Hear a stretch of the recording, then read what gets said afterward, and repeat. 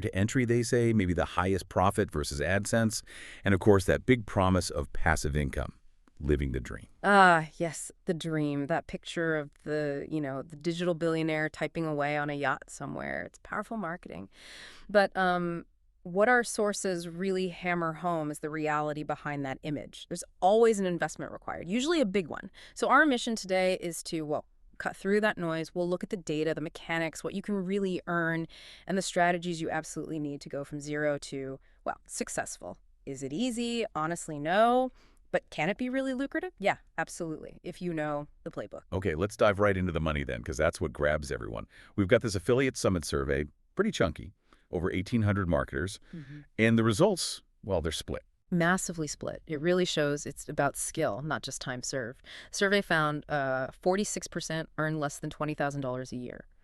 So nearly half are basically doing it as a side hustle, maybe just hobby money. But then you see 8% pulling in $50,000 to $100,000. And, get this, 12% earning over $100,000. Wow, okay, so that top tier is real, but it's definitely not the majority. It's not like climbing a corporate ladder with predictable raises. It sounds like if you've got the skills, you can potentially jump up the earning scale much faster. Exactly. It's performance-based, which neatly brings us to that big, slightly misleading term. Passive income. Look, earning money while you sleep, that is the end goal. That's the reward. But the sources are crystal clear. That comes after you've put in a ton of upfront work, either time building something or money advertising it, or often both.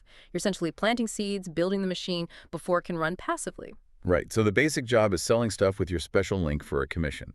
What kind of products give the best bang for your buck, financially speaking? Hands down, digital products. Think ebooks, online courses, software. Why? Because the commissions are just way higher. We're talking 50%, sometimes even up to 75% of the sale price. That's a key number. 50 to 75%, seriously, that seems incredibly high. It does, but think about it. For a digital item, there's no manufacturing cost, no storage, no shipping. It's almost pure profit for the creator. So they're happy to give you a massive slice to motivate you to do the hard part. The marketing, building that audience, that's the real work. Okay, mechanics time. How does the system actually know I made the sale? It all comes down to cookies, right? Explain that. Yeah, it's pretty simple tech, actually. When someone clicks your unique affiliate link, their browser stores a tiny text file, a cookie. That cookie basically tags them saying, hey, this person was referred by affiliate X. If they buy, the system checks the cookie, sees your tag, and boom, you get the commission. But I can see a problem there. The sources mention link bypassing. Like, if the raw affiliate URL is messy and shows the product name, couldn't someone just see it, think, oh, I'll check that out later, and go directly to the site or Google it, cutting me out? Precisely. That happens. And the fix is something called link cloaking. Instead of showing that long, ugly affiliate URL, you use a redirect. It could be a simple bit of code or tools like tinyurl or bit.ly everyone uses. It masks the affiliate part, makes the link look cleaner, more trustworthy, and stops people easily bypassing your referral. Interesting. And the product creators themselves control the rules, like how long that cookie lasts. Yeah. It could be just minutes or forever. Yep, they set the lifespan. It could be anything. And you need to know this before you start promoting. Take Amazon Associates, their program. Their cookies are usually session limited, often just 24 hours. Only 24 hours. That sounds kind of tight. It does, but here's the kicker with Amazon. You earn commission on everything that person buys within that 24-hour window. So they click your link for, say, a $10 gardening tool, but end up buying a $500 lawnmower too. You get commission on the whole lot. Whoa. Okay, that's a pretty powerful incentive, even with a short window. But does that kind of big upsell happen often enough to make those lower physical product commission rates really worth it? With Amazon's sheer volume, yeah, it adds up surprisingly well for many affiliates. It's a numbers game. But the real goldmine, the thing you should look for if you can find it, is a program that tracks the lifetime referrer. Most systems use last click, whoever got the click right before the sale gets paid. But with lifetime, if you're the first person to refer that customer, you might get credit for all their future purchases from that vendor. Forever. Lifetime credit. Now that sounds like true passive income building. Okay, sticking with strategy. We know digital products have higher commissions. So let's talk choosing your product and niche. Why are physical products, like through Amazon, seen as tougher for beginners compared to digital? It really just boils down to the math. Physical products, you're looking at maybe 4% to 8% commission typically. Think about it, the cost of materials, making it, shipping it, Amazon's cut.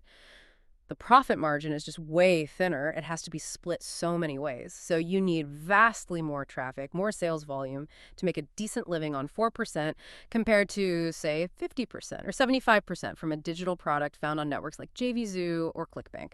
That's usually the better starting point. Makes sense. And the sources really emphasize picking something you're actually interested in. Why is that personal connection so crucial? Is it just about motivation? It's motivation, sure, but it's more about authenticity and quality. Remember, the marketing part often means creating content, blog posts, reviews, videos. If you're trying to write, say, an 1,800-word article about something you find painfully boring or know nothing about, well, it's going to show. Your content will be thin, you'll burn out, and crucially, your audience won't trust you. You have to genuinely understand and convey the value. Right. Authenticity builds trust. Okay, let's tackle the big strategic choice. Big niche versus little niche. Fitness, making money online, huge demand. But the competition must be fierce. Absolutely brutal. If you try to compete in those giant niches using PPC, that's pay-per-click ads, you're bidding against huge companies with deep pockets. On the flip side, a smaller, more specific niche, maybe advanced techniques for stage lighting or restoring vintage Italian scooters, has way less competition. You could potentially dominate that entire smaller market relatively quickly and become the go-to authority. So the advice is usually start small or carve out a very specific slice of a big niche. Exactly. Don't just target fitness. Target, say, kettlebell workouts for busy moms over 40 or email marketing strategies for local plumbers. Get specific. And here's a really key point the research highlights. Think about the buying power of your audience. Targeting fitness for the over 50s likely means customers with more disposable income than, say, digital marketing tips for college students.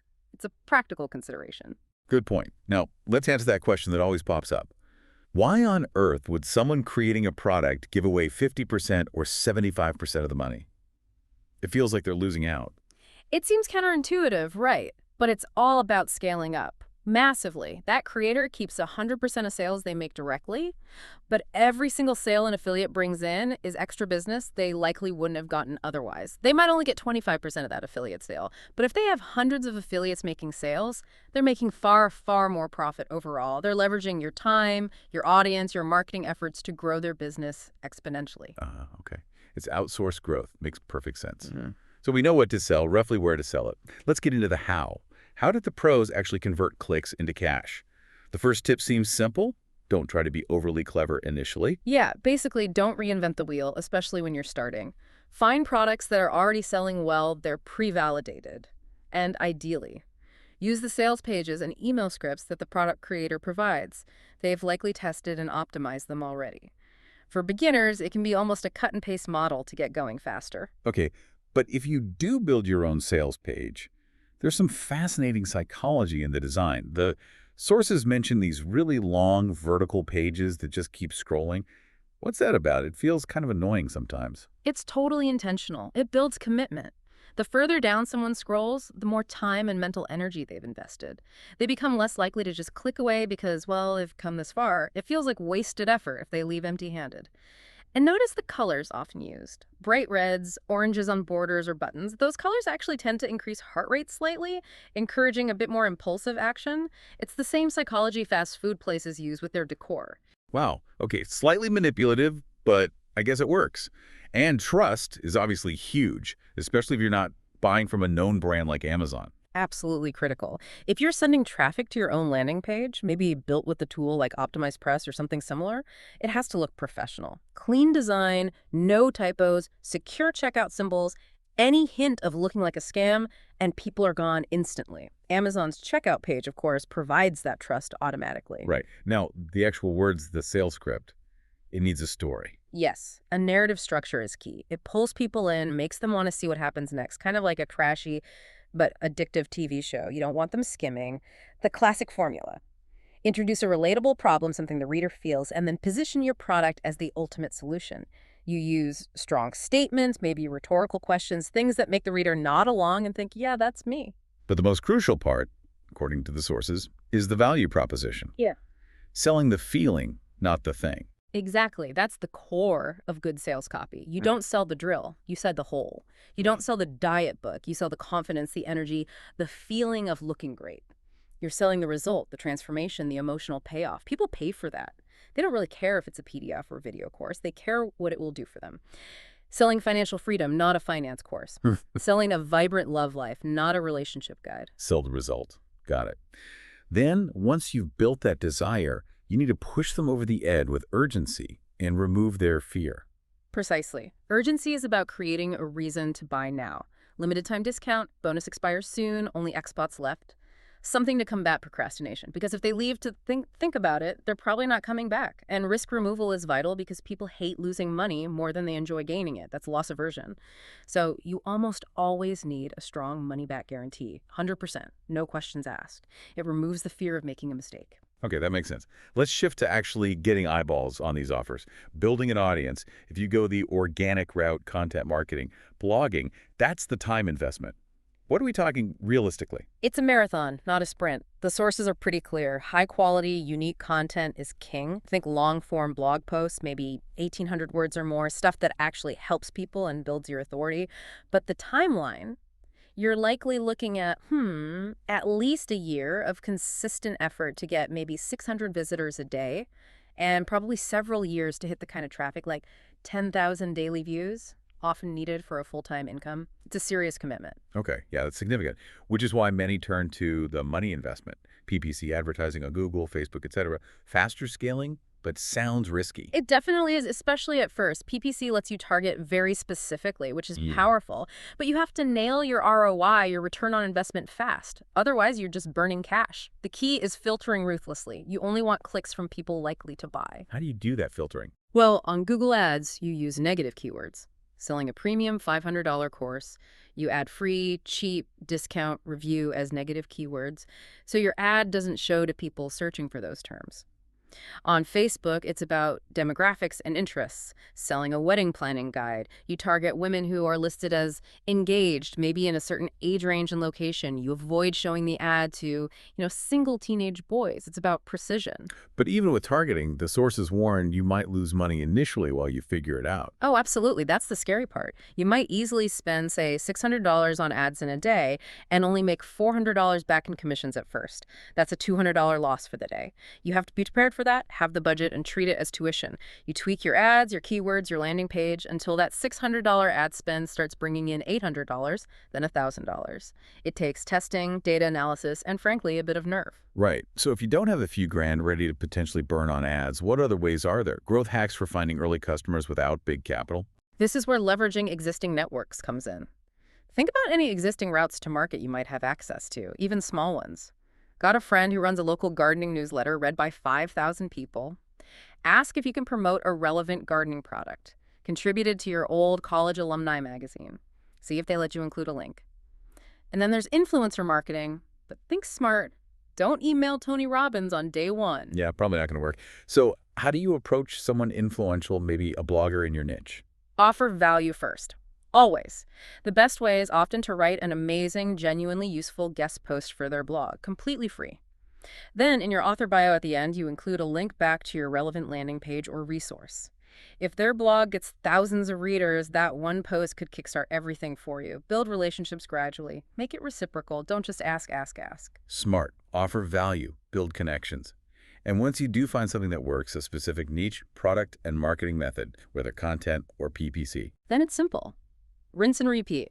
You've found a winning formula, you've proven the ROI, so you either replicate that exact model with a second similar product, or you just pour more fuel on the fire, significantly increase the ad spend on the campaign you know is profitable. Scale what works. Don't guess. Okay, let's bring this all together for you, the listener. 3 big takeaways from this deep dive. First, mindset. Seriously, adjust your expectations. Don't shoot for the yacht on day one. Aim for supplementary income first. Even one sale a week of a $40 profit visual product that's nearly $2,000 extra a year, that's significant for most people. Start there. Second takeaway, strategy. Be efficient. Don't reinvent the wheel. Look for those pre-validated digital products with high commissions and proven sales materials you can adapt. Copy the successful models before trying to innovate too much. And finally, focus. Always think about the marketing first. How will you reach people? Who is your exact target audience, ideally with disposable income? And what's the emotional result, the value proposition you're actually selling? Figure that out before you even pick the product. The marketing skill is everything. Right. And maybe a final thought to chew on. Building on all this, since success here really depends on your skill and strategy, not some corporate structure. Think about that lifetime referrer model again. What if you could find a very specific problem for a small, identifiable, relatively wealthy niche, and you solve it with a product or service offering lifetime commissions? Maybe you even reach them initially through focused offline efforts.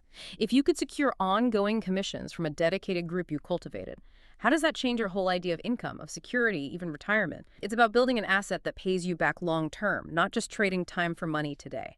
Something to consider.